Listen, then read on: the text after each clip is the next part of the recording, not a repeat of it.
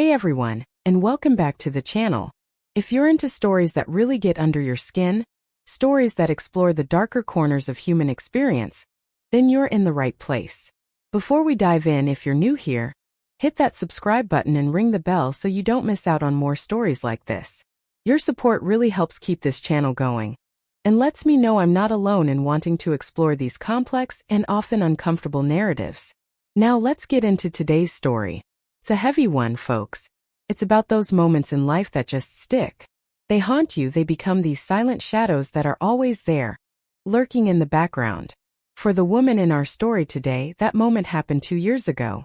2 years. That's how long it's been since everything changed. It was supposed to be simple, a beach trip with her son Leonard.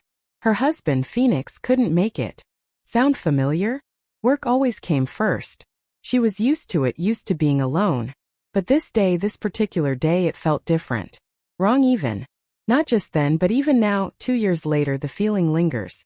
They spread out the towels on the sand. The sun was warm, maybe too warm. She laid down, finally feeling like she could escape the noise of the world, just for a little while. And then she asked Leonard to help her, to rub some oil on her back. She didn't think twice about it. He was her son, her boy. Why would she? First, it was just his hands, just him being helpful. But then she felt it. She felt his touch linger lower and lower, and she didn't stop him. Why didn't she stop him? You think you know yourself, you think you know your family, but there's always that moment, that one single moment, that can unravel everything. For her, it happened that day on that beach, and she's never been the same. She and Phoenix had been married for over 15 years. Ask anyone who knew them, and they'd say they were the perfect couple. Nice house, good kids, steady life. But you don't see the cracks until you're inside the walls. You don't feel the emptiness unless you're the one living it. 4 years, Phoenix's job had been his world. Always working late nights, weekends, holidays. She used to tell herself he did it for them, that the overtime, the dedication was for the life he was building for their family. But after so long, that story starts to fall apart. What good is a home if no one's ever in it? She became invisible to him. When he came home, he barely looked at her. He stopped asking how she felt, what she wanted, what she needed. They spoke in short sentences, mostly about bills, groceries, and the kids. He loved Leonard and his little sister Isa, but even with them, his presence was like a shadow. He was there, but not really. She used to sit at the table across from him, wondering if he still saw her at all. That morning, she remembers standing in the kitchen as Phoenix hurried out the door. He grabbed his briefcase, kissed the top of Isa's head, and glanced at her just once. Sorry, Freya, I can't make it today. Something came up at work. She didn't even argue. She just nodded like she always did, her throat tight. She told herself it was fine. Leonard and she could go on their own. Leonard was 16 back then, tall and lanky, with the same brown eyes his father had, but a softer face. He didn't say much, not even when she told him it would just be the two of them. She thinks he'd gotten used to his dad bailing too. He just shrugged, grabbed the bags, and followed her to the car. She watched him in the passenger seat on the way there, earbuds in, staring out the window like teenagers always do. She couldn't help but smile. He was growing up so fast, and sometimes she wondered if she'd blink and lose him too. The drive to the beach felt endless. Her mind wandered, as it always did, to Phoenix. She thought about all the things they used to do together. Movie nights, long walks, trips to nowhere just for the fun of it. She thought about the way he used to touch her, the way his eyes would light up when he saw her. She hadn't felt that in years. She hadn't felt anything. She was so tired of being unseen. They finally arrived, and Leonard helped her carry the bags to a quiet spot near the water. She laid out the towels while he set up the umbrella. She doesn't know why she suddenly felt the need to talk to him. Maybe it was because he was the only one there. Maybe she just needed someone to hear her. It's nice to get out, don't you think? She said, trying to sound cheerful. He just nodded, pushing his hair back with his hand. Yeah, Mom, it's nice. She laid down on the towel, feeling the heat of the sun soak into her skin. She didn't move for a while, just let herself go still, like she was trying to let the weight of the last few years lift off her, even for just an hour. But then she remembered the oil. She sat up and turned to Leonard. Can you help me rub this on my back? She asked. I can't reach it myself. He looked at her for a second, almost hesitant, before taking the bottle from her hand. She laid back down, face down on the towel and waited. The first touch was gentle, careful. His hands were unsure, like he didn't want to hurt her. She smiled to herself because it reminded her of when he was little, when he used to hold her hand to cross the street. His hands had been so small back then. "You can press a little harder," she told him, her voice muffled. "It's okay." He listened, and his hands grew more firm as he rubbed the oil across her shoulders and down her back. She closed her eyes and tried to focus on the warmth, the rhythm of his touch. For a moment she let herself enjoy it. It had been so long since anyone had touched her at all, and that thought hit her harder than she wanted to admit. But then she felt his hands move lower, slowly, carefully, down the curve of her back. Her breath caught in her throat, and she opened her mouth to say something, but nothing came out. Her mind screamed, but she stayed silent. She told herself it was fine, that he was just helping, that she was imagining things. But she wasn't. His hands hovered there for a moment, near the edge of where her towel ended. She could feel his hesitation, she could feel her own. And instead of stopping him, she said it. "It's okay, you can rub there too."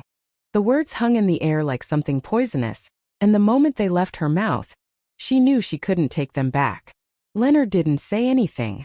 He didn't stop either. She squeezed her eyes shut and felt his hands on her, lower than they should have been. Her heart was pounding so hard she thought he might hear it. She wanted to move, to sit up, to tell him to stop, but she didn't. She couldn't. She let it happen. Even now she doesn't know why. Maybe it was the loneliness, maybe she was too desperate to feel wanted, even if it was wrong. Or maybe she just didn't care anymore. That day on the beach, everything inside her broke, and nothing would ever be the same again. If you've made it this far into the story, thank you for sticking with me. I know it's not an easy thing to hear, and I appreciate you listening. If you're finding this video interesting, or if you think there's someone who could relate to what I'm sharing, please take a moment to hit that like button and subscribe. It really helps me keep sharing stories like this and lets me know I'm not alone out here. Alright, let's get back to it. After that day at the beach, something shifted. She couldn't ignore it. What she felt, what she saw, and how Leonard looked at her afterward. It wasn't just a lingering gaze or a passing moment. It was constant. Every time she caught his eye, there was something different in him. Something she didn't want to name but couldn't unsee. She tried to bury it when they got back home that evening.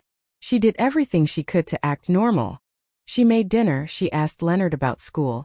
She folded laundry late into the night, her hands shaking the whole time. She kept replaying everything that happened. His hands, the way he lingered, the tension she felt in her own body. She hated herself for it, and she hated him for making her feel this way about her own son. Phoenix didn't notice a thing. He came home late as usual, his tie loose, his face tired. He kissed her cheek out of habit, just a ghost of what it used to be. "Long day?" she asked, hoping for some kind of conversation. He grunted and nodded, already halfway to the living room. It was always like this. His presence felt like an afterthought, and she felt invisible again. That night, she lay in bed staring at the ceiling while Phoenix snored softly beside her. The house was quiet, but her mind wasn't. She kept thinking about Leonard, about his hands and his gaze. She knew it wasn't right. She knew she should stop it, whatever it was, before it went any further. But there was another part of her, something dark, something lonely, that wanted to hold on to it, that craved the attention, the touch, the feeling of being seen. The days passed and Leonard didn't say anything, but his silence was louder than words. He didn't avoid her, not exactly. Instead, it was like he stayed closer. She'd catch him watching her when she cooked, when she cleaned, when she sat alone on the couch at night. And she let it happen. She didn't stop him. She didn't stop herself. Then came the next weekend. It was hot again and the house felt stifling. Phoenix was gone, working some last-minute shipment, leaving her and Leonard alone, just like before. She asked him if he wanted to go back to the beach, just the two of them. She doesn't know why she did it. Maybe she thought being outside would help clear her mind. Maybe she wanted to test herself to see if she could push it all away. The drive was quiet this time. Leonard didn't wear his earbuds, though. He just sat there looking out the window, his knee bouncing restlessly. She wanted to say something, anything to break the silence, but every time she opened her mouth, the words stuck in her throat.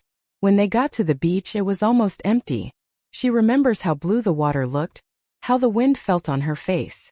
She spread out the towels again just like before, and Leonard helped her set everything up. She didn't ask him to rub oil on her back this time. She couldn't. Instead, she laid there with her eyes closed, pretending everything was fine. But even with her eyes shut, she could feel his gaze. She could feel him watching her. The real breaking point came later that afternoon. They decided to rinse off at the beach showers before heading home. It was supposed to be quick just to get the sand off their skin.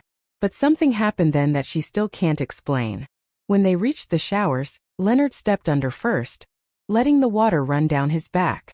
She stood off to the side, watching him for a moment before she stepped in too. She doesn't know what came over her, but she peeled off her outer clothing and stood beside him, the water cool against her skin. Leonard looked at her, startled. She doesn't know if it was surprise, confusion, or something else entirely, but he didn't say a word. She glanced at him, then really looked at him and said, "You should take off your shorts too. You need to rinse properly." She doesn't know why she said it. Maybe she wanted to prove to herself that she could be in control, that she could make this stop. Or maybe she was testing him, testing herself. He hesitated for a second, then did as she said, sliding his shorts off. And there they were, together, alone, the water pouring down on them, washing everything away except what they were both feeling. She turned her back to him and asked softly, "Help me with my back." And he did. His hands were careful again, just like before, but there was no mistaking the tension. She felt it in him, she felt it in herself. When he touched her waist, she froze. The air seemed to thicken around them, the sound of the water drowning out everything else. She could have walked away. She could have stopped it. But instead she leaned back closer to him. She reached for his hands and guided them to her chest. And when she did, he didn't pull away. What happened next she can't explain. She won't explain it. It was a moment, a blur of need, loneliness, and something else she doesn't want to name.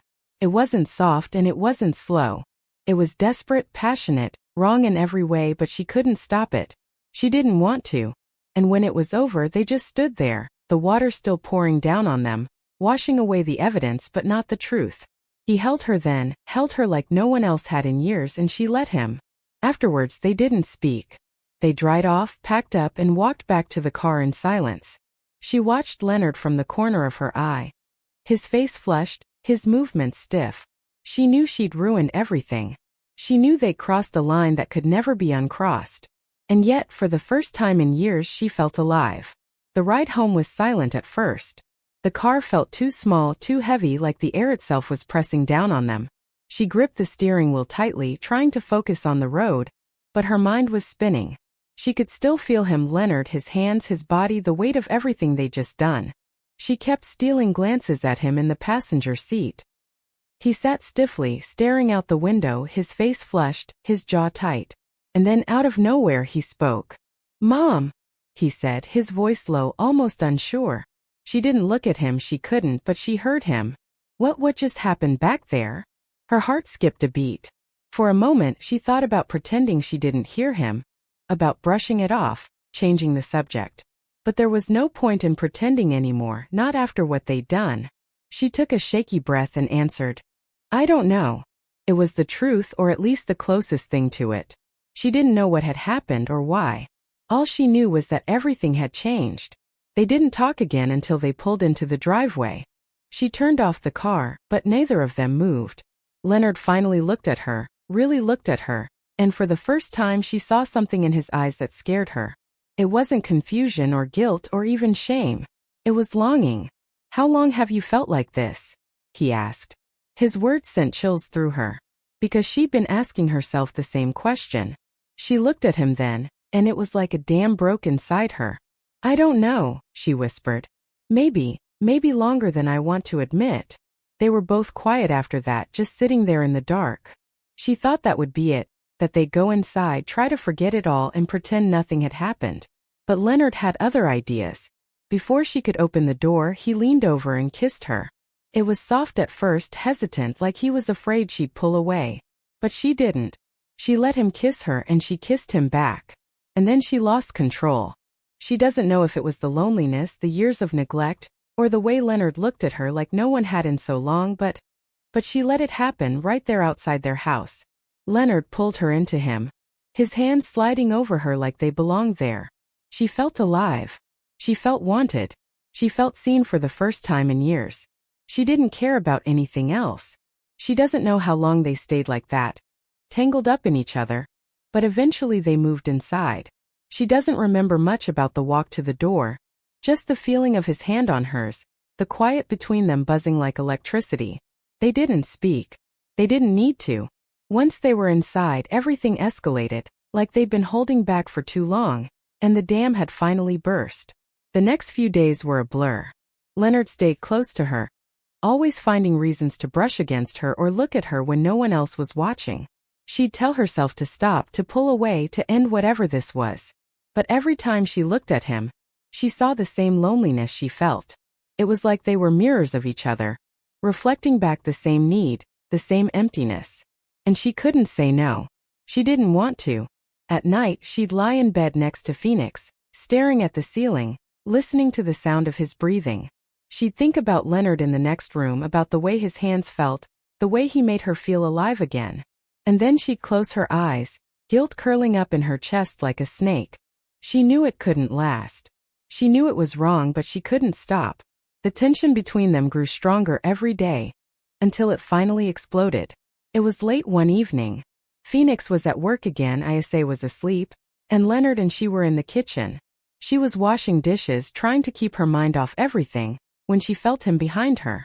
She turned around, and there he was, looking at her the same way he had on the beach. "Leonard," she said softly, trying to warn him, but he didn't stop. He stepped closer, so close she could feel his breath on her neck. "Mom," he whispered. "I can't stop thinking about you." She froze. Her heart was pounding so hard she thought it might burst. She wanted to tell him to stop, to go back to his room, to leave her alone. But she didn't. Instead, she looked up at him, and she said the one thing she shouldn't have. "I can't stop either." And that was it. That was the moment everything fell apart. Leonard kissed her again, harder this time, desperate, and she kissed him back. She didn't care that it was wrong. She didn't care about Phoenix or Isa or the life they'd built. All she cared about was him. Leonard, her son, the only person who made her feel like she mattered. Since that day on the beach, things haven't gone back to normal. In fact, she's not sure they ever will. Leonard and she, they crossed a line, one that can't be erased, no matter how hard she tries to convince herself otherwise. What started as a moment has turned into something she can't control. The guilt is there, heavy, constant, but it doesn't stop her. And that's the part that scares her the most. She looks at her husband, Phoenix, and her daughter, Isa, every day, and she wonders how they don't see it, how they don't notice the cracks that are spreading through their family. Maybe they're too caught up in their own lives to see her slipping. Or maybe she's just gotten better at hiding it. But deep down, she knows this can't last forever. Secrets have a way of coming out, and when they do, the fallout will destroy everything. She's tried to stop. She's told herself over and over again that this is wrong, that Leonard deserves better, that she deserves better. But every time he touches her, every time he looks at her like she's the only person in the world, she loses herself. He makes her feel alive in a way she hasn't felt in years, maybe ever. And that's the truth she has to live with. She doesn't know how to fix this. She doesn't know if she can fix it. And that's why she's sharing her story with you. Maybe someone out there has an answer, something she hasn't thought of. Maybe you can help her see a way out of this mess she's made before it's too late. So please, if you have advice, if you've been in a situation like this or know someone who has, she wants to hear from you. And if nothing else, let this be a warning. Loneliness can push you to places you never thought you'd go. Don't let yourself get lost like she did. Don't let your world fall apart before you realize what's happening. Because once you cross that line, there's no going back. Thank you for listening. Please share your thoughts in the comments below. Like this video if you found it helpful, and subscribe for more stories like this. I need to know I'm not alone. Sometimes the biggest betrayals aren't the ones we commit against others, but the ones we commit against ourselves.